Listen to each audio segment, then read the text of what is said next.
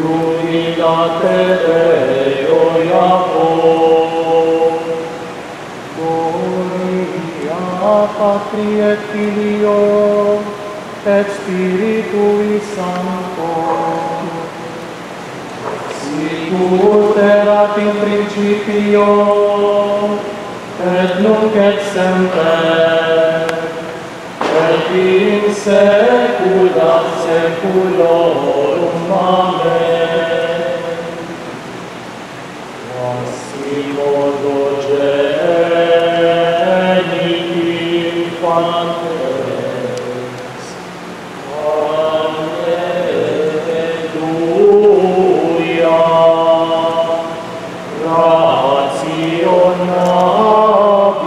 rationabiles, sine et dolor,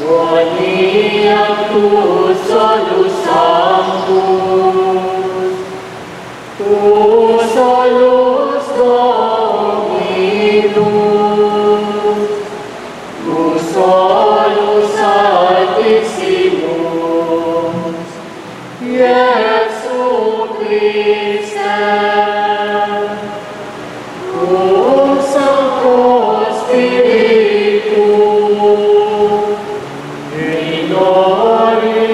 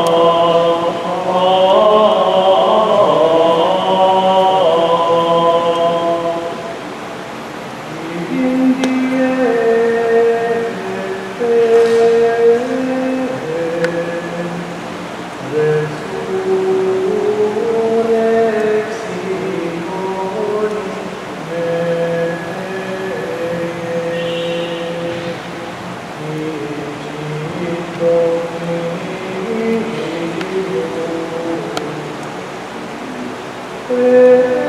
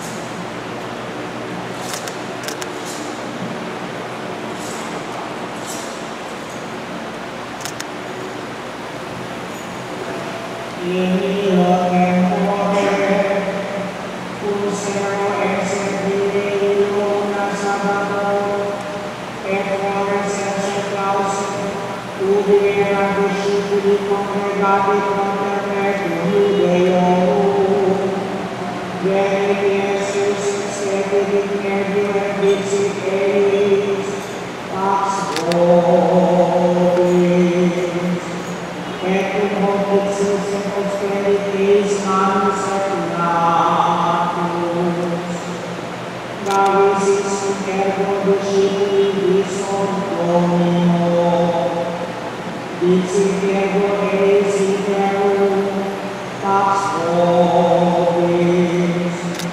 Sicut dicipe pater ego nito vos. Ecum dixit in sublavi, et dixiteis, acipit Spiritum Sanctum, quorum venis exercitis peccata, verificum eis, et quorum retumeritis eternas sum. Thomas Aquinas ex duodecim, Idicitur divinis numeratum eis quando venit Iesus. Dixerum ergo ei ali discipuli, vidimus Dominum. Ille autem dixit eis, nisi vivere animus eis exsuratarum, et itam viditum meritum carum, et itam manum meatus eis concreta. Et post dies octo, iterum eram discipuli eis inclus, et Thomas cum eis. Venit Iesus Iacus clausus, et sedetum verbo et dixit pax vobis. Deinde dixit omei, inter viditum et vide manus meas et apem manum tuum, et iter illatus meum, et oli esse incredulus et fidelis.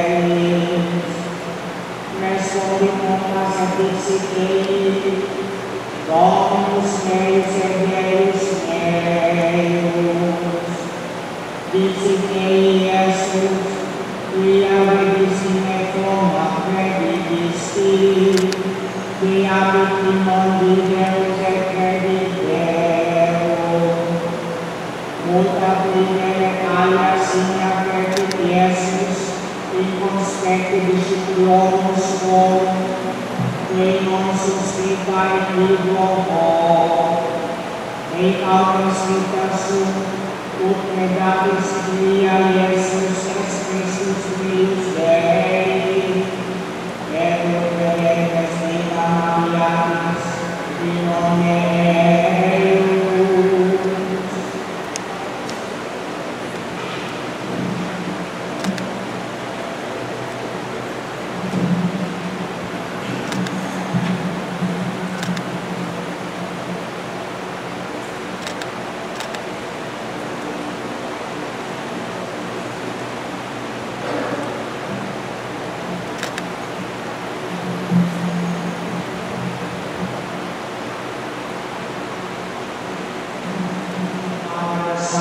Spirit, amen.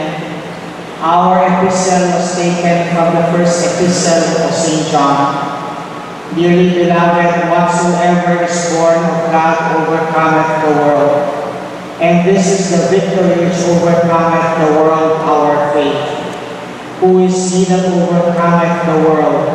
But he that believeth that Jesus is the Son of God. It is he that came by water and blood, Jesus Christ, not by water only, but by water and blood. And it is the Spirit which testifieth that Christ is the truth. And there are three who give testimony in heaven, the Father, the Word, and the Holy Ghost. And these three are one. And there are three that give testimony on earth, the Spirit, and the water, and the blood. And these three are one. And there are three, and these three are one. If we receive the testimony of men, the testimony of God is greater. For this is the testimony of God, which is greater, because he has testified of the Son. He that believeth in the Son of God hath the testimony of God in himself. Please stand. From the Holy Gospel according to St. John. At that time, when it was late that same day, the first of the week, and the doors were shut, where the disciples were gathered together for fear of the Jews, Jesus came and stood in the midst and said to them, "Peace be to you."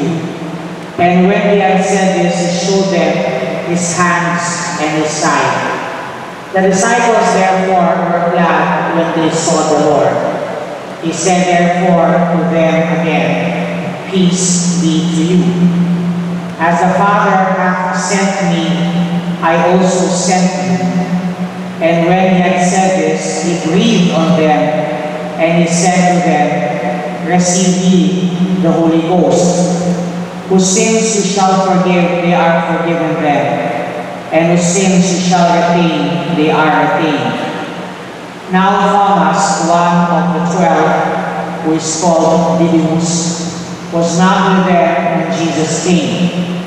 The other disciples therefore said to him, "We have seen the Lord."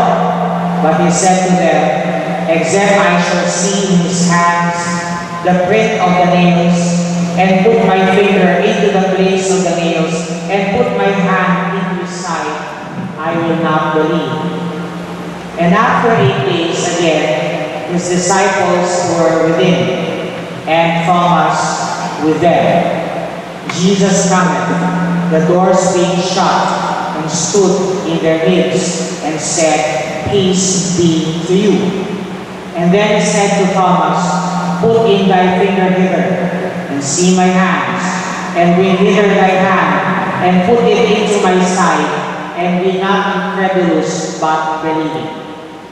Thomas answered and said to him, "My Lord and my God." And Jesus said to him, "Because thou hast seen me, Thomas, thou hast believed. Blessed are they who have not seen and have believed." Many other signs also did Jesus in the sight of these are written, that you may believe that Jesus is the Christ, the Son of God, and that believing you may have life in his name. And so ends the reading.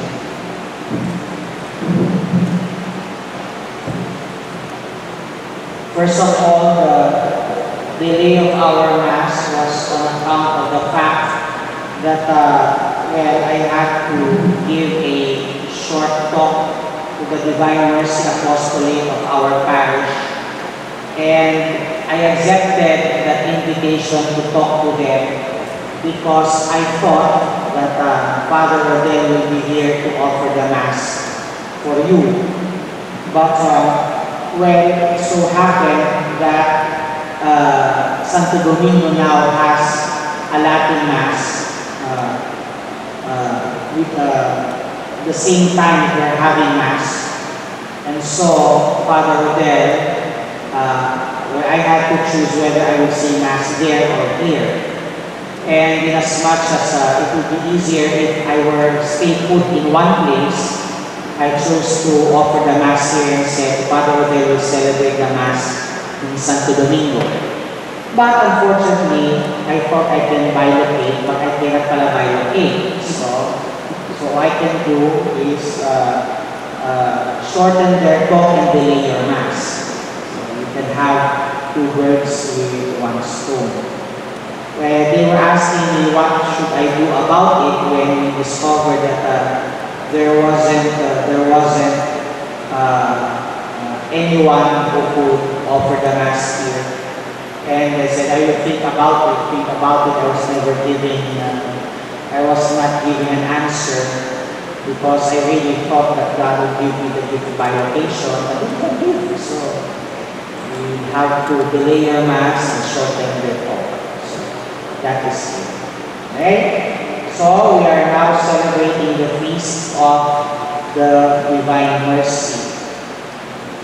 Now as we celebrate Divine Mercy Sunday during this year, which is the year of the poor, I would really like to talk about the devotion to the Divine Mercy and its relationship to the poor. Now, many of us associate the devotion to the veneration of the now famous painting of the Divine Mercy. And we should include in this devotion the sacrament of confession and also of Holy Communion, the most Holy Eucharist. And of course, the devotion would not be complete without the 3 o'clock prayer and the chaplet of the Divine Mercy. After this Mass, we'll be having a procession in honor of the Divine Mercy. However, there is one aspect of the devotion that we usually neglect, and that is the performance of the works of mercy. Most Divine Mercy apostolates I know, they are very, very complete with their devotional obligations to the worship of the mercy of Christ. But I notice there is really a lack of the performance of the works of mercy. Now, in the Acts of the Apostles, we are given a picture of the infant church, wherein those who followed the Lord Jesus put their resources together. Now, the Acts of the Apostles said, the community of believers was of one heart and one mind, and no one claimed that any of his possessions was his own, but they had everything in common. Thus, the Acts says, there was no needy person among them. There was no needy person among them. Their relationship with the Lord transformed the first Christians to the point that they placed even their financial resources at the service of each other and also at the service of the church. And you know, that is something that is missing in a lot of communities now. That when we allow our Lord to tell us what to do with many aspects of our lives, but we tell Him to keep His hands off our finances. Oh Lord, maybe if you want to bless me with more money, if you want to bless me with greater income, then you are free to do so, Lord. Lord, yes, add your blessings to the blessings that I have already received. But, Lord, don't tell me where to spend my money. Okay? You are free to add to my income, but Lord, please do not tell me what to do with my money. So, here we see how even the gospel is unable to transform us to the point of having our financial resources at the service of each other. Now, the mercy of the Lord, the mercy which they experienced from the Lord, made the first Christians themselves bearers of divine mercy.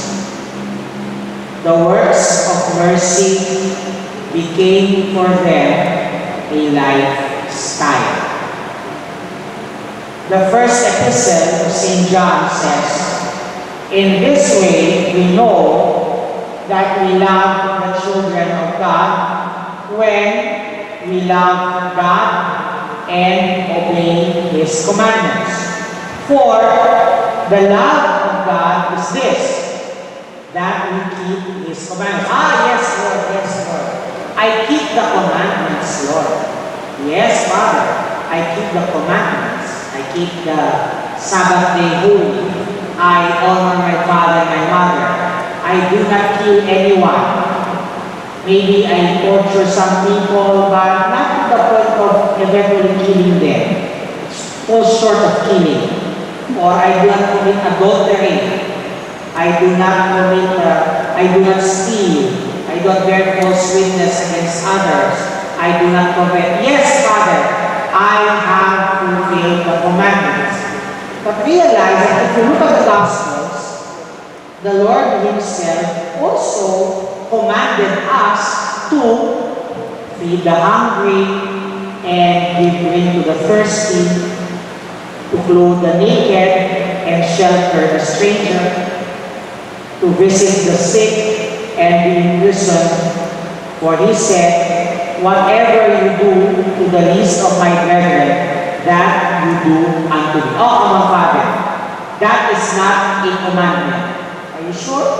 Because if it were not required of the Christians, then why were the first told to go to hell, to depart from the Lord, for not feeding the hungry, not giving drink to the thirsty, not clothing the naked, not sheltering the homeless, not visiting the sick and the imprisoned?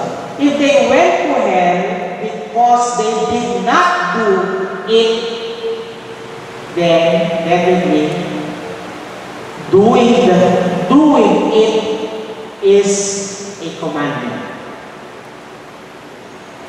Right? Kasi kung if it were not a commandment pala, you did not fulfill it, whatsoever you do to this of my brethren, you do to me, then why should I go to hell for it? So therefore, it's very, very clear. It is a commandment to feed the hungry, we bring to the thirsty. Okay? It is a commandment. The corporeal works of mercy, the spiritual works of mercy, they are requirements, commandments that we ought to fulfill. The Lord Jesus Himself said, whatsoever you do to the least of my brethren, that you do to me. And we must imitate the Father, who is holy, who is perfect, who is merciful. The Old Testament, God said, be ye holy, for I, the Lord your God, am holy. In the Gospel of St. Matthew, the Lord Jesus said, be perfect, as your heavenly Father is perfect. And of course, in the Gospel of St. Luke, the Lord Jesus says, be merciful as your Father in heaven is merciful. So, we glorify God's mercy by being merciful ourselves. We glorify God's mercy by being merciful ourselves. In her diary, St. Faustina Kowalska wrote this prayer. She said, O most holy Trinity, as many times as I breathe, as many times as my heart beats, as many times as my blood pulsates through my body, so many thousand times do I want to glorify your mercy. I want to be completely transformed into your mercy and to be your living reflection, O Lord. May the greatest of all divine attributes, which is that of your unfathomable mercy, pass through my heart and soul to my neighbor. Help me, O Lord, that my eyes may be merciful, so that I may never suspect or judge by appearances, but look for what is beautiful in my neighbor's soul and come to their rescue. Last night, Pope Francis read a bull that declares an extraordinary year, Jubilee Year of Mercy, beginning December 8 this year. And I think in his homily, his reflections, the Holy Father says something which many of us would not like to hear. And what is that? That he desires a church that is less judgmental and more forgiving and more merciful. And yet, that is what St. Faustina said. Lord, help me that my eyes may be merciful so that I may never suspect or judge by appearances, but look for what is beautiful in my neighbor's soul and come to their rescue. Help me, O Lord, that my ears be merciful, so that I may give heed to my neighbor's needs and not be indifferent to their pains and moanings.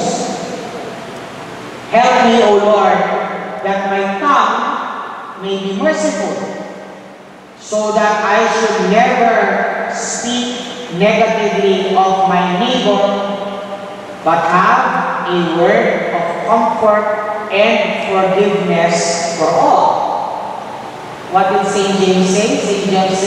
St. James said, if a person imagines that he is devout but does not control his tongue, he is deceiving himself. His worship is pointless. Okay? So, the Saint Faustina said, so that I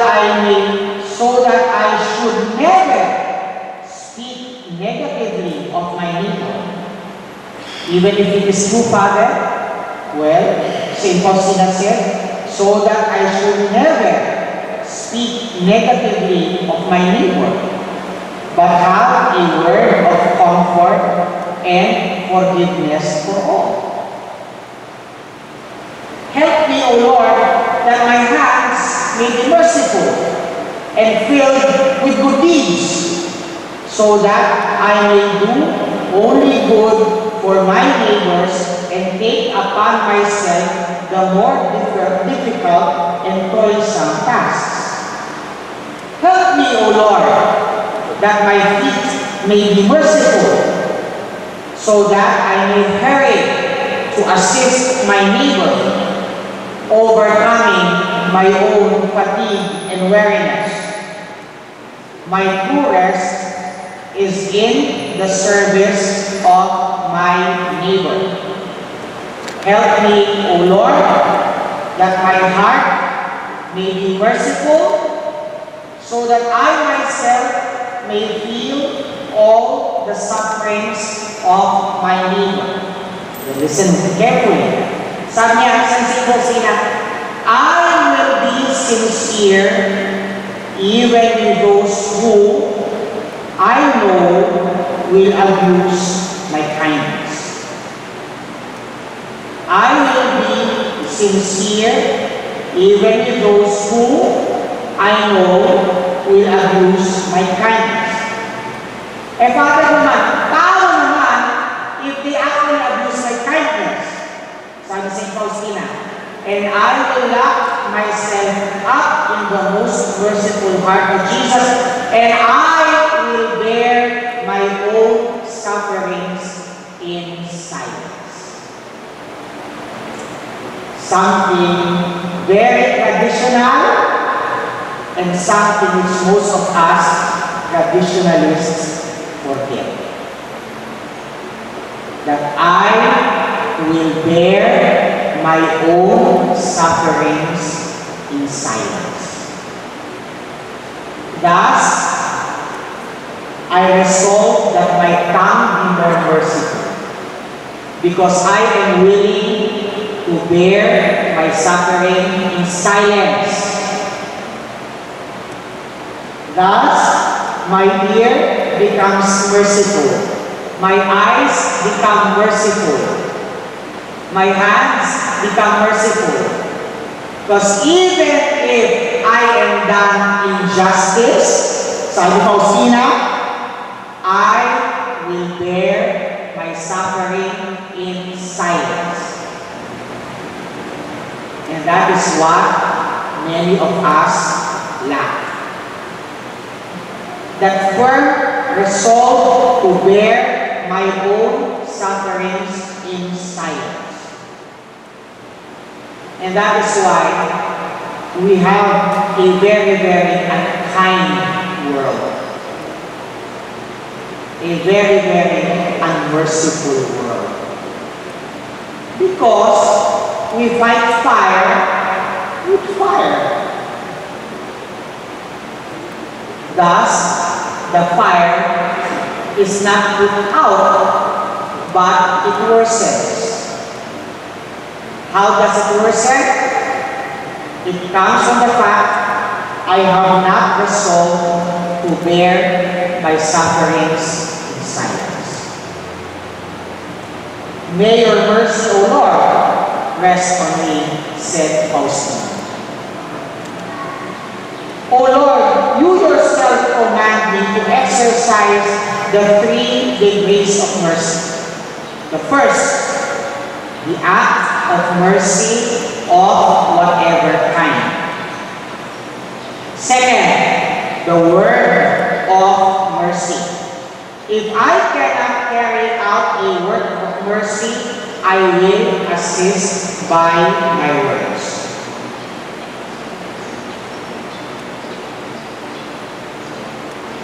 The third, prayer. If I cannot show mercy by deeds or words, then I can always do so by prayer. My prayer reaches out even there where I cannot reach out physically. O my Jesus, transform me into yourself, for you can do all things. You know, I will tell you a story. Something that happened to me only this week.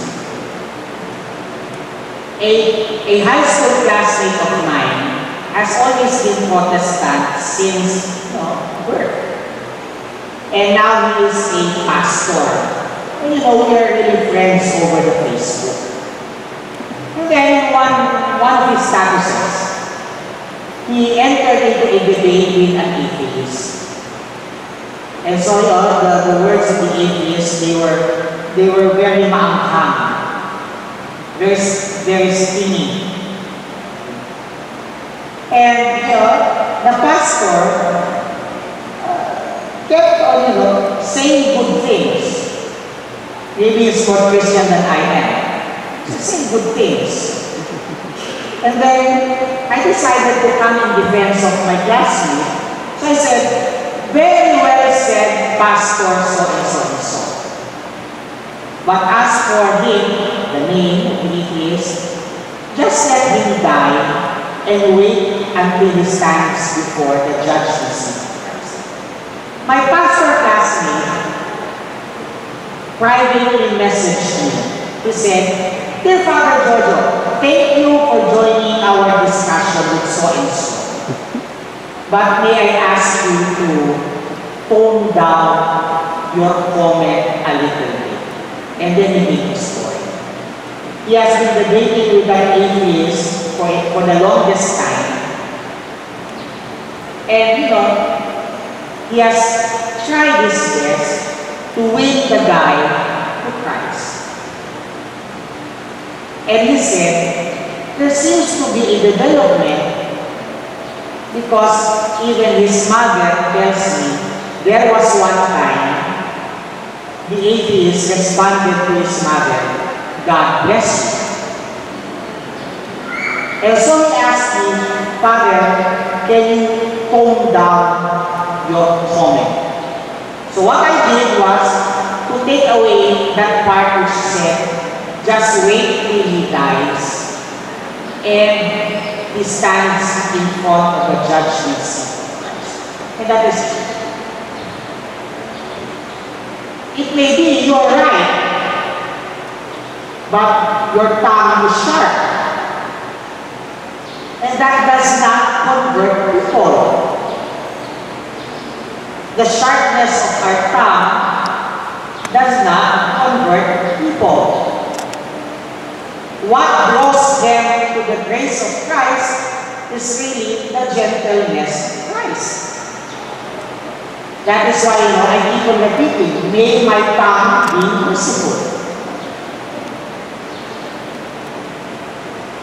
Because even if I were saying the truth, but the way I said the truth is not itself gentle and merciful. And therefore, it pushes people away from Christ. Minsan kasi mahirap Father, mahirap. Totoo naman yun, mahirap din. Pero, yun it is with the gentleness, it is by His gentleness that Christ draws people to Himself. Hindi ba yan sa San Pope Benedict? Kaya nga naging sanggol yung bata, kaya naging sanggol si Jesus. Diba? Sabi yun, in his Christmas homilies, Pope Benedict keep on repeating that idea. He became a little child so that he might attract people by his gentleness. Yes, you may be saying the truth. Yes, you may be admonishing the sinner. True. But the way you admonish the sinner is not merciful. The way you admonish the sinner is not gentle. And therefore, the sinner does not discover the grace of Jesus Christ working in him. So a little gentleness. May my eyes be merciful, but I will not be judgmental. I will try to see what is good in every person. May my ears be merciful. I will listen to their groanings and pains. May my tongue be merciful. I will always say nothing but words of comfort and forgiveness. Pope Francis is, receiving a lot of flack from people like you and me. For what? For his very accommodating nature. But you think of it. That might be the gentleness that the pagans would like to hear, and therefore would draw them to the grace of Christ. It might simply be that gentleness and that mercy that they needed to do.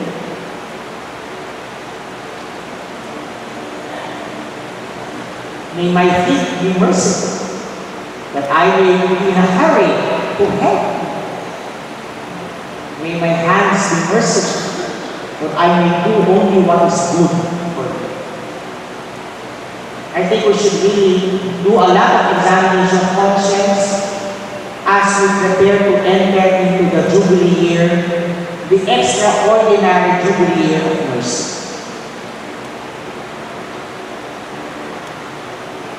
Perhaps we may ask ourselves, am I a real conduit of Christ's gentleness and mercy?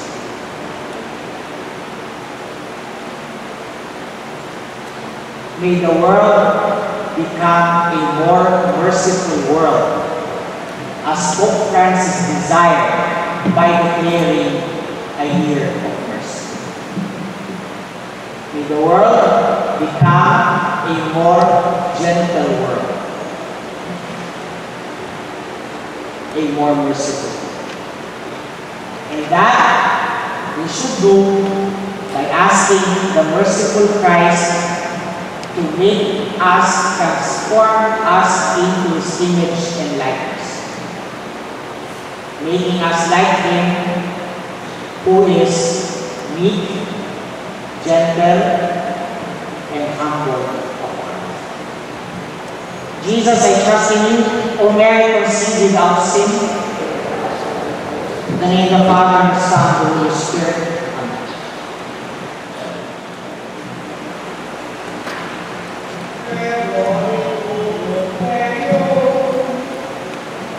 Orem omnipotente, Autorem Celi et terre, visibilium omnium, et invisibilium, Meritorium Dominum, Iesum Christum, Filium Dei unigenitum, et ex Patre natum, ante omnia secula, Deum de Deum, lumen de lumines, Deum verum de Deum verum, genitum non factum, consubstantialem Patri, perquem omnia pacta sum, Qui propter nos homines, et propter nostrum salutem, descendit in celis, et incarnatus est de Spiritus Sancto, ex Maria Virgine, et homo factus est, crucifixus etiam pro nobis, sub Pontio Pilato, passus et sepultus est, et resurrexit tertia die, secundum Scripturas,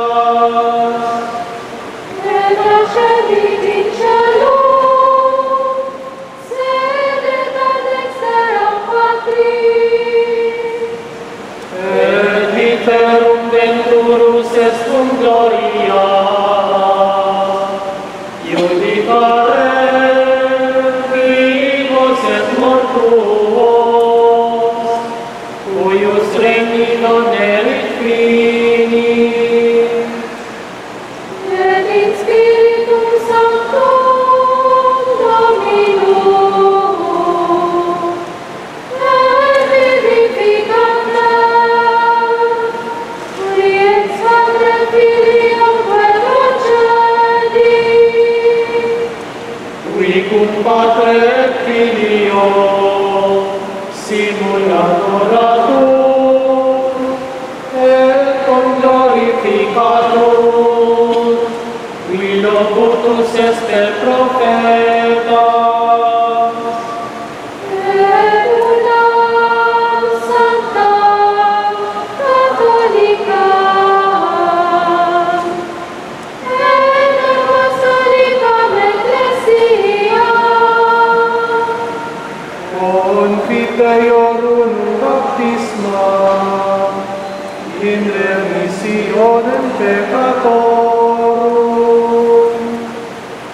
et experientem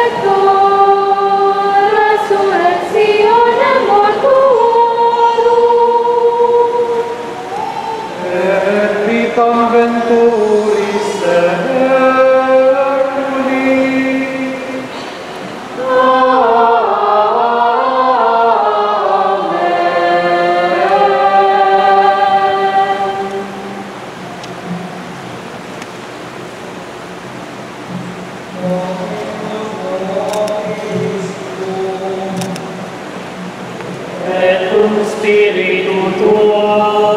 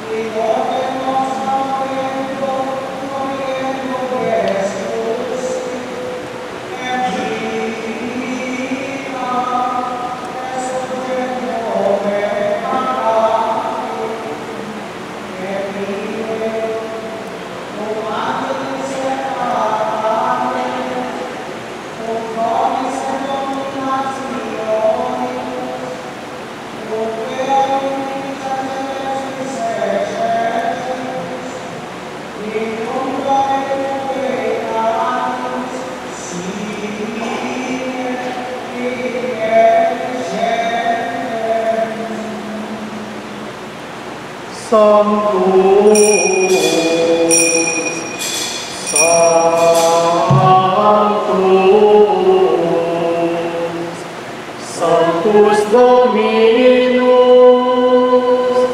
Deus Sabaoth, Leanis Uccelli et terra, Gloria Tua. Hosanna in excelsis,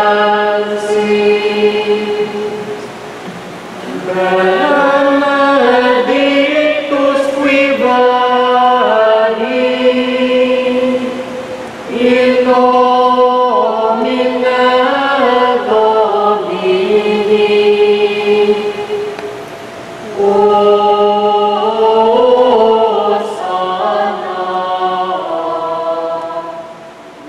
In excelsis.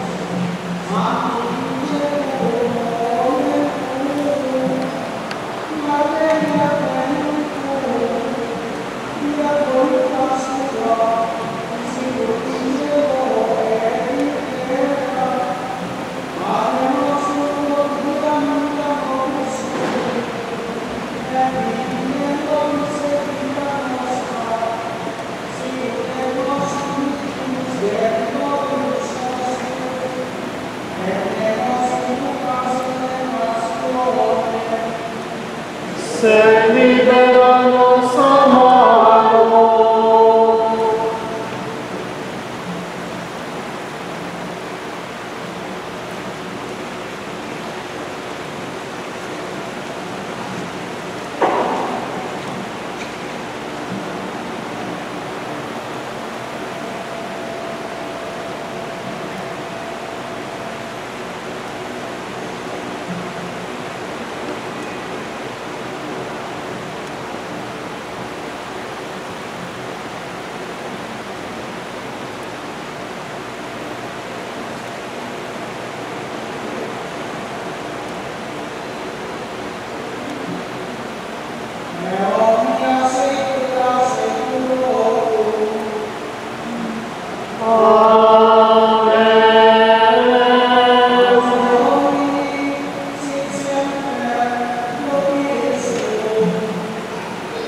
Et cum spiritu tuo.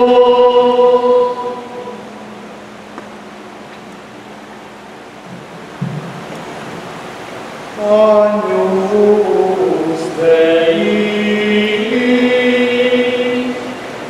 qui tollis peccata mundi, miserere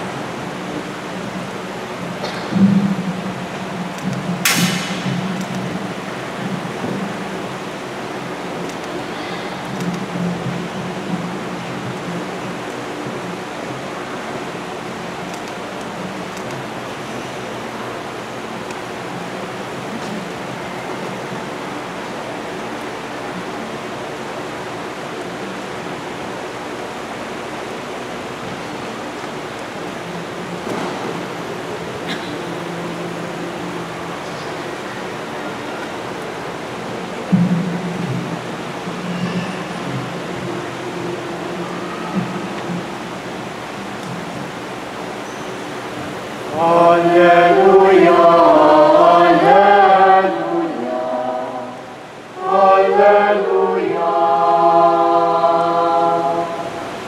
O Filii et Filiae, Rex Celestis, Rex Gloriae, mortes surrexit hodie. Alleluia. Alleluia, alleluia, alleluia. Et Maria Magdalene, et Jacobi et Salome, venerunt corpus honere. Alleluia. Alleluia,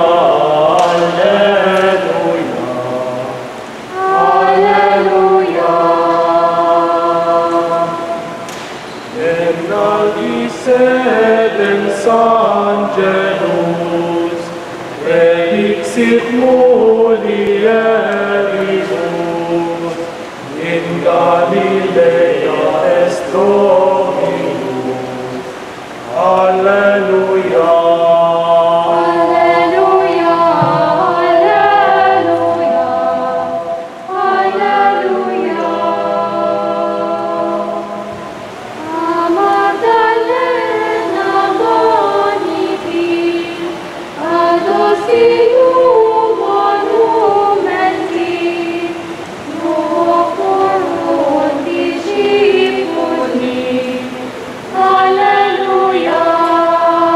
Alleluia, alleluia. Alleluia. Se Ioannes Apostolus oburit Petro Citius, ad sepulcrum venit prius. Alleluia. Alleluia. Alleluia. Alleluia. Dequimus nos humilimas, devotas atque debitas, Deo dicamus gratias. Alleluia. Alleluia, alleluia. Alleluia.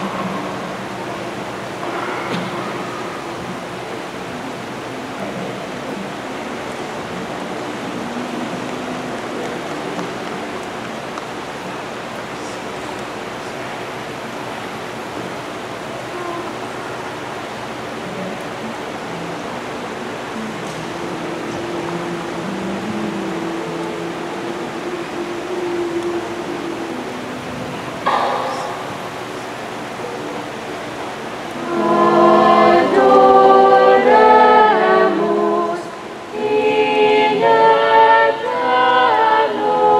sanctissimum sacramentum.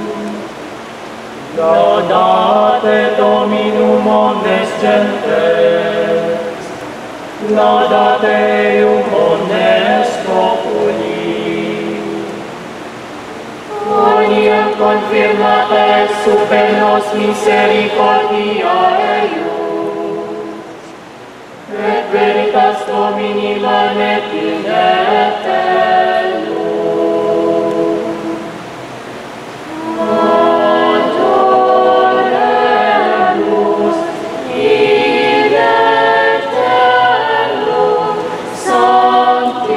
Sanctissimum Sacramentum.